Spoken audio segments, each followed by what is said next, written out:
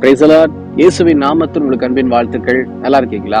இந்த நாளிலும் கூட கர்த்தர் நமக்கு கொடுக்கிற ஒரு வசனம் என்ன அப்படின்னு சொல்லி பார்த்தா, லூக்கா 18ஆம் அதிகாரம் 17ஆம் வசனம். வாசிக்கிற கவனித்து பாருங்க பைபிள்ல. எவனாகிலும் சிறு பிள்ளையை போல தேவனுடைய ராஜ்யத்தை ஏற்றுக்கொள்ளாவிட்டால் அதில் பிரவேசிக்க மாட்டான் என்று மெய்யாகவே உங்களுக்கு சொல்லுகிறேன் என்றார் இயேசு கிறிஸ்து. அப்புறம் அடுத்த ஒரு வார்த்தையை கொடுக்கிறார். சிறு பிள்ளையை போல நம்ம மாறல அப்படின்னா ராஜ்யத்துக்குள்ள, பரலோக ராஜ்யத்துக்குள்ள பிரவேசிக்க முடியாதுன்னு அவர் உறுதியாய் இயேசு நமக்கு சொல்லுகிறார். இன்னைக்கு இந்த வசனம் நிறைய முறை நம்ம தியானிச்சிருக்கிறோம் இல்லையா? நீங்க யூடியூப் சேனல் ஓபன் பண்ணி பார்த்தா தெரியும். இந்த வசனத்தை ஏகப்பட்ட முறை தியானிச்சிட்டோம்.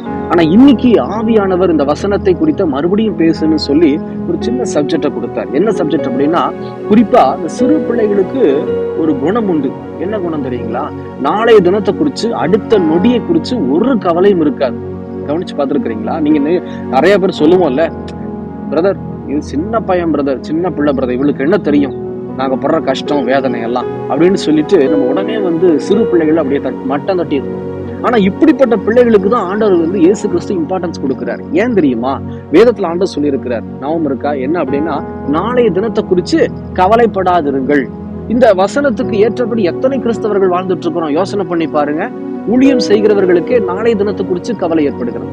அப்படி இருக்கும்போது விசுவாச குடும்பங்களா நம்ம இருக்கிறோம்ல, நம்ம எவ்வளவு கவலை நாளைய தினத்தை குறிச்சு, அதாவது அடுத்த வருஷம் வரக்கூடியதை குறிச்சு, 10 வருஷம் கழிச்சு நடக்கக்கூடியதை குறிச்சு இன்னைக்கே கவலை. நான் என்ன செய்வனோ தெரியலையே, நான் எப்படி இஎம்ஐ கட்டுவனோ தெரியலையே, நான் இதை எப்படி செய்வேன், அதை எப்படி செய்வேன், என் பிள்ளை வளரும் போது அந்த பிள்ளைக்கு உண்டான காரியத்தை நான் எப்படி நிறைவேற்றுவேன்னு சொல்லி நிறைய பயம், கவலை கவலை கவலை. ஆனா ஆண்டவர் என்ன சொல்றாரு? நாளைய தினத்தை குறிச்சு மகனே மகளே நீ கவலைப்படாத.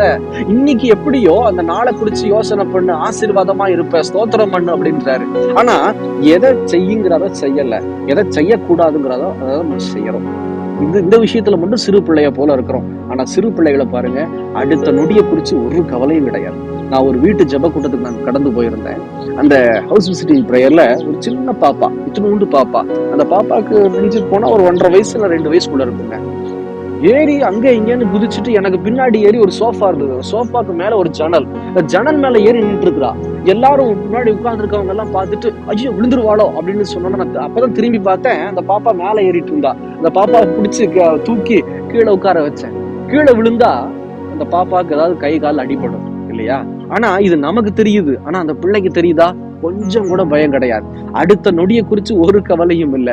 நான் கூட அவங்க ஜனங்கள்லாம் பார்த்து ஐயோ அப்படின்னு சொல்லும் போது நான் என்ன பண்ணிட்டேன்? இந்த குழந்தையை தூக்கி எடுத்தேன். அந்த மாதிரிதான் இயேசு நம்ம கவலைப்படாம அதே சமயம் ஜெபிக்காம இருக்க கூடாது. ரெண்டாவது நான் பிரதர் சொல்லிட்டாருப்பா கவலைப்படக்கூடாது அப்படின்னு சொல்லி நீ அந்த கவலையை மட்டும் இல்லை. ஆண்டவர் சொல்றாரு, ஜெபிக்கிற மனுஷனுக்கு கவலை தேவையில்லை.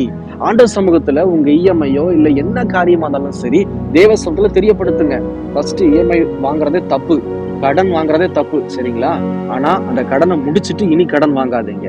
அப்போ கடனுக்குரிய சூழ்நிலை எனக்கு வரக்கூடாது ஆண்டவரே, பிற ஜாதிகளுக்கு நான் கடன் கொடுக்கணும்னு சொல்லி அதிகமா கர்த்தருடைய சமூகத்துல ஜெபம் பண்ணி உங்க வேலையோ பிசினஸோ ஊழியமோ ஜெபத்துல ஒவ்வொரு நாளும் நீங்க வச்சு துவக்கும் போது கண்டிப்பா நான் சொல்றேன், நாளை தினத்தை குறிச்சு கவலைகள் உங்களுக்கும் எனக்கும் வராது.